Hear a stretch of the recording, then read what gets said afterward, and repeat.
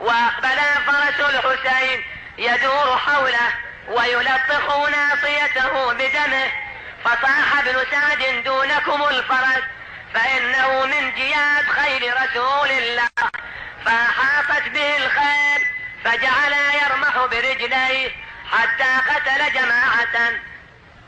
فقال ابن سعد: دعوه لننظر ما يصنع. فلما أمن الجواد الطلب أقبل نحو الحسين يمرغ ناصيته بدمه ويشمه ويصل طهلا عاليا.